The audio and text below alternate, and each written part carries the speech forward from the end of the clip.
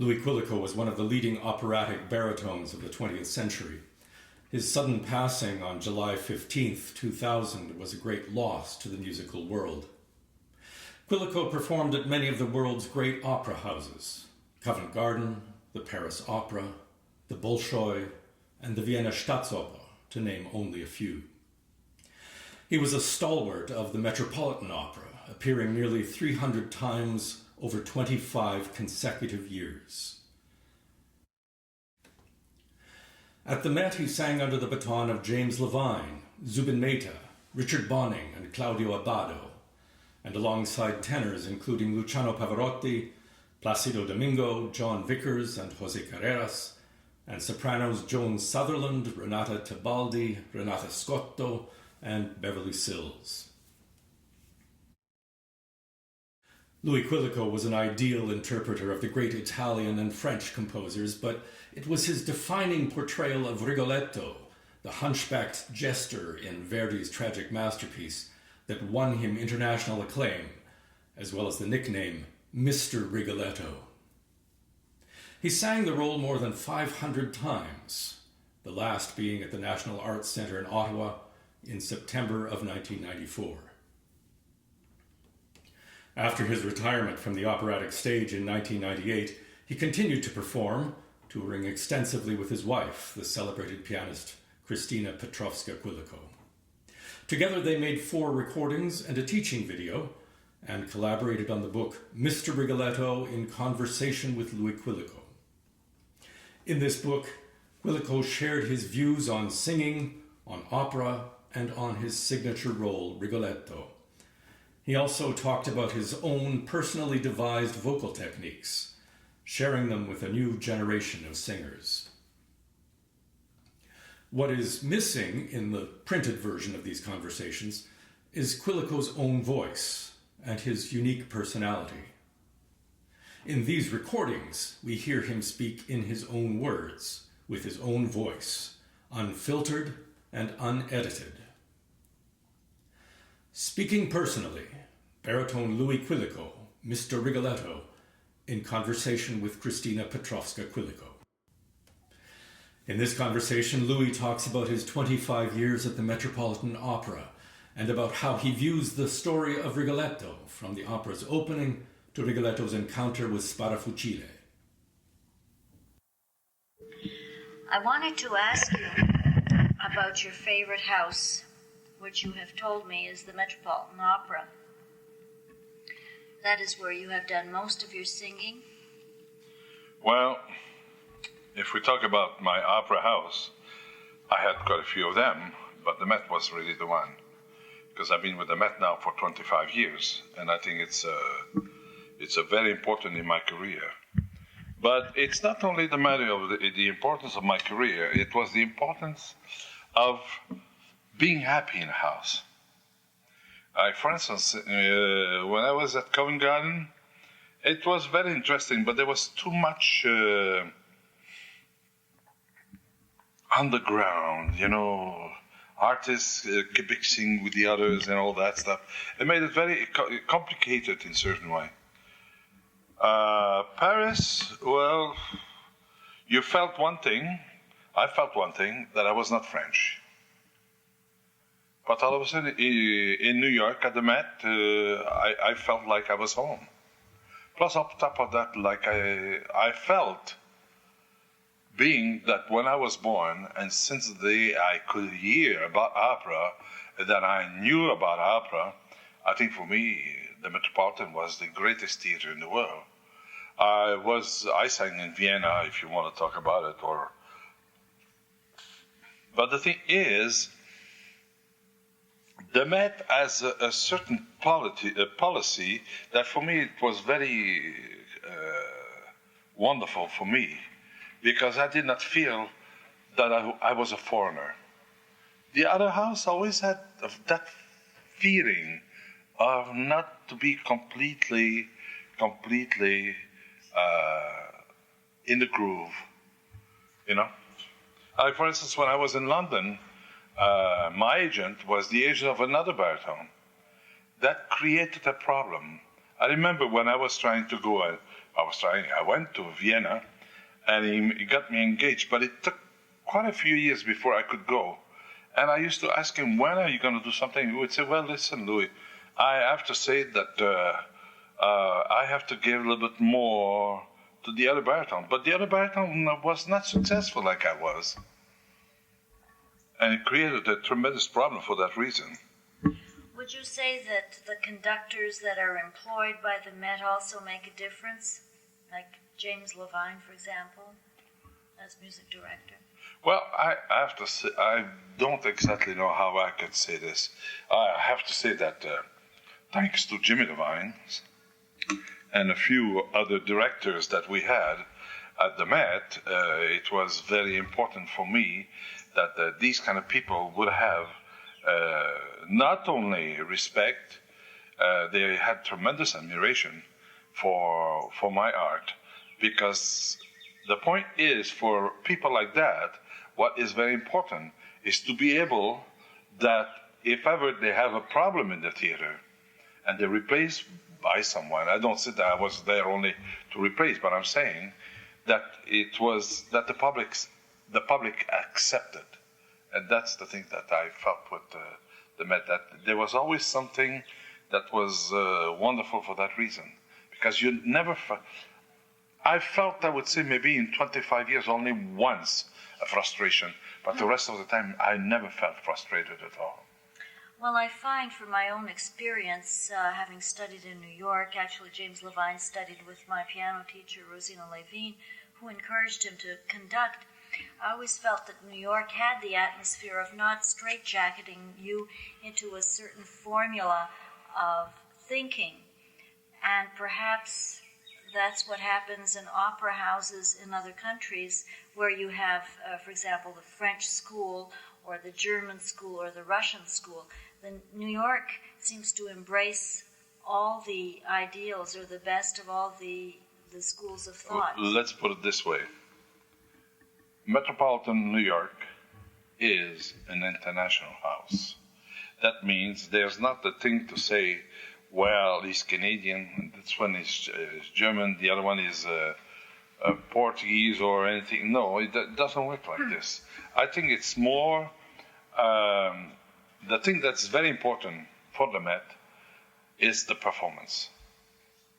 And that's the thing that I feel that very often, for instance, you went to Vienna, you really felt a tremendous undercurrent of, how can I say this, not fairness.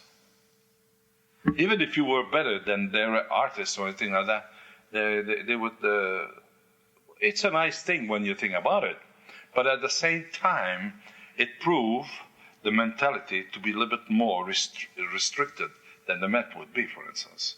So you agree with me, because I felt Juilliard, from a performer's point of view, embodies that ideal where the best is the best no matter where they're from. Exactly, yes. And I always felt that about the Met. It didn't matter what country the singer was coming from, but if they sang well, they would be embraced by the audience and by the house. Oh yes, oh yes. It's a policy that has been existing for so many years, you know.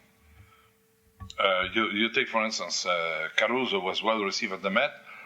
A certain other place was not that well received. I remember very well that he had practically turned down that never to go back to Buenos Aires, if I remember well what I read about him.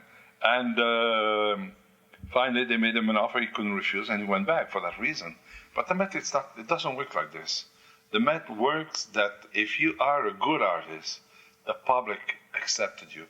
And the management, I think, have a little sensitivity about that. Yeah, because I remember there was a time where American singers were frowned upon in houses throughout Europe. If you weren't an Italian singer, La Scala didn't want to take you, but I feel that that is changing now for the young artists. There seem to be a lot of Americans all over the world. Can you elaborate on that? Do you agree with me? Well, I will agree till a certain point, because Germany before was much more open for the American singers. Since a decade now, I think they're starting to create problem for the American artists. But this is the point with the Met. The Met, when you talk about it, if an American is very good, well, they will he will be the favorite. But if somebody is better, very often they will consider that. And it is very important, because after all, performance is a performance. It's not who's going to sing it, it's to make it as good as possible. Naturally, you can figure one thing, that there's a lot of people that say, well, you got some bad performance at the Met. Naturally, you do find that at the Met, yes. But when you figure one thing, how many performances they do every week, it's incredible. What about teachers and stage directors? Coaches, they seem to travel around the world as well. So is there a special school now for singing anywhere? Right now, I have to say one thing. I think it's a big problem right now. Because what is happening, I think it doesn't start exactly as the teaching, as much as the person that has the voice. I'm not saying every one of them. I'm not attacking. But there's a certain amount that singers will not be faithful to someone that could help them. And what they want is they want to try to help them. I'm talking about point of view of vocal. What they're searching more is to find somebody that can help them more in their career, even if they're not ready. What about competitions? How helpful are they for the singers? Do people from the various opera houses pay much attention in hiring if somebody has won a competition? Well, it does happen.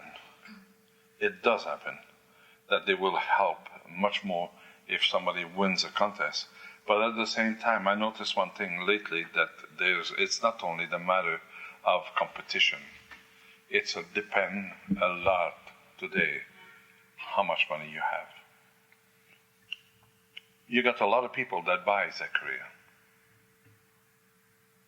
I have to say one thing, I could not buy my career. I had no money for it. But the thing is, I know for a fact today, there's a lot of people that does it's create in reality a big problem, because you will have somebody that might be much better than that certain person, but because of publicity, because of a helping hand that the other one doesn't have, it creates a big problem for that reason. I don't like to talk about it for that reason, because when you talk like this, people think you're jealous. It's not a matter of jealousy. It's a matter of integrity. And I feel that there's a lot of it that is missed all over the world. For instance, when I was in France, if a Frenchman was not better than me, a Frenchman could know the role or something like that, very often they would give it to him instead of giving it to me, even in better ways. Just to give you an idea, for instance, at the Paris Opera, because I refused to sing it in French, Rigoletto, for instance, I used to refuse to do it in French because I did not like the translation. Well, they would give it to a Frenchman. And every time the Frenchman would go and sing the performance, after the performance, you would have one curtain, two curtains, that was about it. And I remember that I was scheduled all the time I was in Paris for 9 times only. And each time I was there, that when I would finish the performance, you had between 50 to 20 curtain call. And I used to say to the director, And the director used to say, well, listen, do like the Frenchman, learn it in French. You know? So discrimination knows no bounds in the world. Getting back to operatic houses, you've sung in Canada? Yes. For the COC? Yes, Montreal, the Montreal, Canada. Vancouver, Edmonton, Calgary. Calgary? Yes, I did. I replaced it the last minute. Quebec City. I think you forget one thing, that when I first started in Canada, there was very little opera company. There was a Canadian opera company. There was not an opera company in Montreal. There was in those years there was what they called the Opera Guild, Madame Donalda, that used to do one performance a year. Quebec City, there was no opera. Practically everywhere there was no opera. But then after that, it started to flourish, you know. And it's marvelous to see the amount of opera. Except one thing that I have to deplore, that I don't know, if you don't want to put it in the book, don't put it, I don't care. My only concern is, it would be about time that we search in our own ranks people that could direct our opera companies.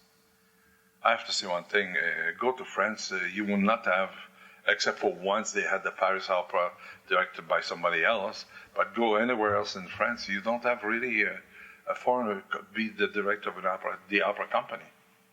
And I think in Canada, we should have enough people. No matter what anybody will tell me, if a bank manager comes to me and says, oh no, we know better, that this person is better than the other guy, I'm sorry to say it. Don't give me that bull, that's not true. Who are you? You have no idea. You're directing your bank, but the opera is one thing. Me, I could name you all new director of our opera company in Canada, and I could tell you one thing, there will not be a foreigner in it. And when I say this, it's not because I don't have against the foreigner, but it's not that. It's, first of all, our opera company, unless you will have somebody that is really, really incredibly, let's say, for instance, Placido Domingo, who just took over Washington. But I have to say one thing, that you have to respect that. Because the man has a great idea what is the theater. He's got a great idea of what is the opera should sound and all that. And I think that I'm with you 100%. But when you got the director of an opera company that comes from somewhere, I don't know where, and all of a sudden, you know, the man is being maybe a good stage director, but that's as far as he went. And you have another one that will be something else. I'm sorry to say it. Why not taking a Canadian? Would you be interested in a job? Well, I don't know about that, because I think it's becoming too infected, you know. Because the thing is, because you're Canadian, you're not good enough, you know. It's like I always say, they say, why don't you sing in Toronto? Well, I said, my big problem is I don't sing in Toronto because for one reason, I'm not good enough. I'm not good enough for Toronto, just good enough for the Met. And I have to say one thing, I think the idea of singing the Met is much more appealing, you know. Do you think the Met has benefited to an enormous amount for the Texaco broadcasts every Saturday? That has brought the Metropolitan Opera into people's homes. That's how I began my love for opera, by listening to the broadcasts. Well, just look at yourself. Don't go further than that. That's right. I think Texaco has done for opera. If we should erect a monument of about anything that should have been what do you call that? Talking about opera and producing opera and everything to the public in general, Texaco should be should be first. You know. That's right. Because what they've done, they made a kind of artistic endeavor that was very difficult for people to understand, but to transport it to them, and they could listen to them, didn't cost them a penny. I think that was a marvelous thing, you know. We now have the live from Lincoln Center that's presented on public television, telecasts from the Met. Can you tell me about the performances that you did for this live telecast, which has also brought an enormous audience into the opera houses? That I have to say one thing. That it may be even the biggest of all, because the thing is, now you figure one thing, that London and Vienna and all these big theaters, they all come up live from their theater, you know. And I think the propaganda that was given to opera, I think, you know, it's kind of an art that people always were afraid of. They're still afraid of it. But the thing is, oh, I don't know nothing about opera, you know. But they're gonna go and look painting or anything like that, you know. But the thing is, it created a tremendous wanting to know about it. And as long as you create already an interest for people to be able to watch opera, I think it's incredible. For instance, for myself as a performer, I have to say one thing, it's very rewarding, because when you figure one thing, that you do a live telebroadcast from the Met, you got about at least 10 million people that looks at it. And now it's becoming even bigger, because now it's telecast all over the world. Once upon a time, it was telecast only in the United States. But then after that, it came all over the world. And I think that was incredible for the performer. For the opera, the performer. And can you tell me about the performances that you did? I know that you did in Balamaskara and Don Carlos, because those videos are still being sold. Yes. I have to say one thing. It's a nerve-wracking thing to do one of these performances. I was going to ask whether you're aware of the significance as you're doing it. But you have an idea that all of a sudden you're going to open your mouth and there's like 10 million people that's going to listen to you. That's something incredible, you know. You know something very, very similar to this? I went to sing in Montreal for the baseball game. It was the World Championship. I forgot how many years back, but it was for the championship. And when they said to me, there will be about 120 million people listen to you, I just wanted to go 6 feet under the ground, because, you know, if you make a mistake, and I was doing nothing much more than to sing the national anthem. And I was so scared that I wrote all the words that I had to sing, because I was scared I was going to forget something, you know. And you just see me forgetting one word and everything. All of a sudden, in the stade, there was 56,875 people. Now they all start to boo at the same time. It gets you very, very, very scared. But the performance live from the Met, that was exactly what it was. Not that you were scared of forgetting something, but you were, how can I say, you were conscious that it was live. That is the thing. It's not live direct, but it's still going to be shown. And that is quite a challenge. What were your best roles, do you think, in those telecasts? Well, I would say the ballo, and I have to say Rigoletto. I wish I would have done the Don Carlos sooner. It's not because I was passé or anything like that, but I felt when I saw the telecast of Don Carlos that I was not exactly as dashing I like, for instance, in the Ballo Mascara or the Rigoletto. What others did you do? I did live from the Met. I did, the Centennial. That was very interesting. I enjoyed it. But it was a long day. God. We started at 10 o'clock in the morning and we went past midnight. And, you know, you did not know exactly when you were singing. You knew, but it didn't seem to come at that. You come to grip that it was time that for you to sing, you know.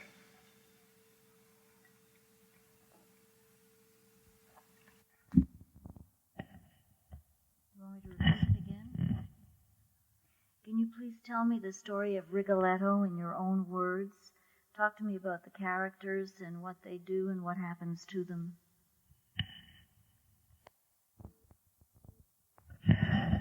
Rigoletto is a story that could be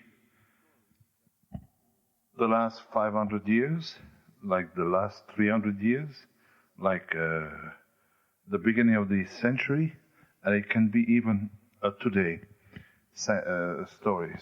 Because where did it take place originally? In the opera, I think, I think in the 16th century. Mantua. First of all, the real story of Rigoletto is called Les Rois s'amusent, Alexandre Dumas. And what happened? Verdi wrote the opera and was protested by the French government. The French government didn't want to use the King of France, because what happened, Rigoletto, the Duke, was the King of France, and it was at a period where France was not very great friend of the Italian, and not to frustrate the French people. Well, the Italian government asked Verdi to put his story somewhere else. That's the reason why Verdi changed the whole plot, and it became the Duke, except in compared to a king. And the thing is, the story is, how can I say? It's complicated, and at the same time, it's a very simple one.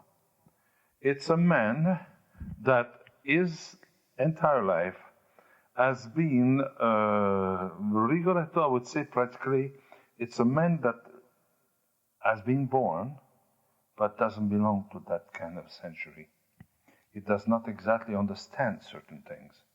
But that is created by one thing. He's a cripple. On top of that, he married once upon a time, and he was very much in love with the woman he married, and she died, and left her with a daughter. The daughter is a very beautiful girl, and Rigoletto doesn't know what to do about this kind of, even how to love this young lady. It's very difficult for him, because he knows the kind of man he is. And what he wants to do, he doesn't want his daughter to be fearing, or that she would discover what kind of man he is. And this is the thing that is very difficult for him, that, for instance, in the first act, he walks in, you see him walking in the court as a court jester. Another thing that was terrific in those years, that a man like him had a tremendous power, had the power of living and killing. If he turned towards the Duke, or what you would call the king, he was able, through a dialogue with the king or the Duke, to be able to get you condemned and then die. And he's a very powerful person in court. And all the courtiers, this is one thing there is, they're all afraid of him because of that. So what happens? Well, what happened? Would you please? I'm doing it. You know. What happened? First of all, when it's happened in the court, all of a sudden, Rigoletto laugh about the old man Monterone, because they seems to have abducted his daughter, and that prove what kind of man he is. He ridiculized the old man. You're coming here to ask for pity for your daughter, and so on and so on. And Rigoletto, with the court, ridiculized the man so badly that all of a sudden the old man cursed the whole court. But in reality, he cursed especially Rigoletto.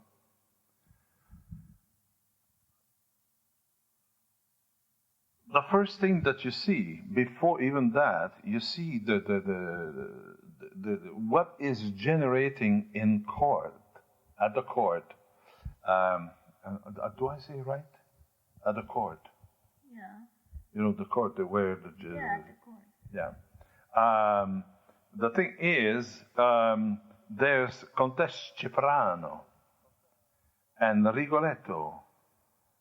Through his manipulation, he gets the Duke to be interested even in this woman, and this woman is a part of the court because her husband is Count Cipriano, who's a courtier of the Duke.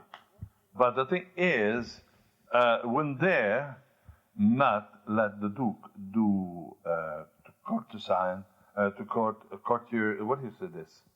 Courtiers. Courtier is his wife. Oh, court is one. Huh? Court is wife. That's exactly right. Yes. That is then. Like I said, there's the malediction and all that. In fact, there's a dialogue still in the first scene where Marullo comes in and they're looking for another woman for the Duke. And they followed Rigoletto, and all of a sudden they realize there's a young woman. And all of a sudden they say, how can an old, ugly man like that should have a beautiful woman? Why she should not be with him? She should be with the Duke. And they more or less accept the challenge that they will abduct the lady. That is approximately, I would say, that's the first scene. Comes the second scene. You see Rigoletto going to his home.